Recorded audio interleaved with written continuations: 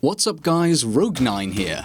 Kapkan was recently updated in the mid-season reinforcements patch for Rainbow Six Siege, and since the patch notes tell us that the new damage for his improvised entry denial devices or EDDs is 60 points, I wasn't really going to make a video on him. There's not really a lot to test. But after seeing a discussion on my Discord server where there was some confusion about damage against level 2 and level 3 armor, and after seeing this on one of Core Ross's videos, I can't wait to see Rogue-9 testing all this, see what the kind of blast radius is.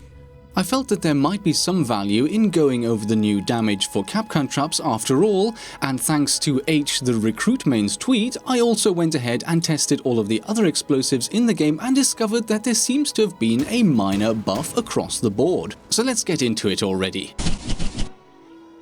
Starting off with the EDDs, we know that the baseline damage against level 1 armor operators is 60 points. Confirmed.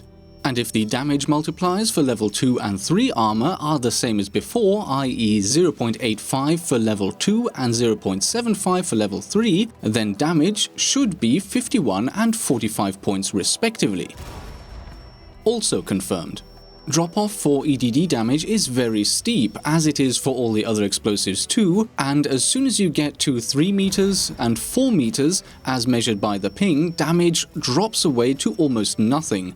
This means that if you are entering on one side of a double door and the EDD is mounted all the way on the other side, you will take very little damage. Passing through a single door or window will cause full damage though. Another important thing to note is that although the EDD looks a little bit like a homemade claymore mine, the blast is not directional as it is for the mines. Anyone standing within 4 meters distance of the blast, no matter whether that's in front of or behind the EDD, will take some damage.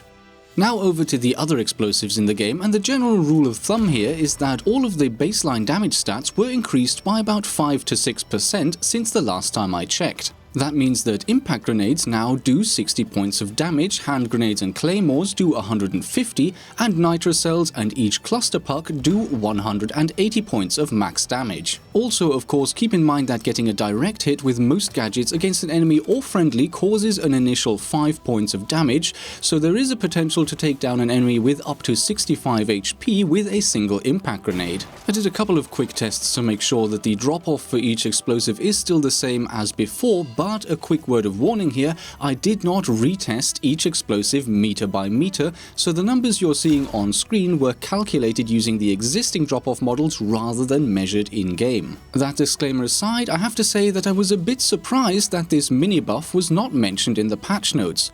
Although maybe it's not a buff after all. Considering how the new numbers are nice and even and the old ones were a little all over the place, maybe this is what the damage was supposed to be all along and there was just a minor bug that lowered damage by 5%. Shields will of course lower the damage taken from explosives. Specifically, if you trigger a Kapkan EDD while facing towards it with your shield and crouching, damage will be reduced to 25% or 11 points. Sometimes. With Blitz, I walked past the EDD while facing it at point-blank range and the damage was consistently 11 points.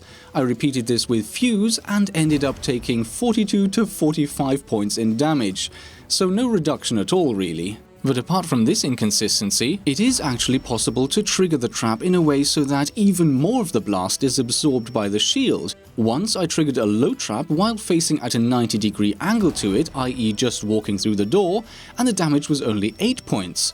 Although I cannot recommend this as a regular technique since once I tried this with Monty's shield fully deployed and ended up taking the full 45 points of damage. In other tests, walking through the door while looking at the EDD and aiming past the shield, or using Montaña's extended shield while facing the device, also caused 8 points of damage instead of 11.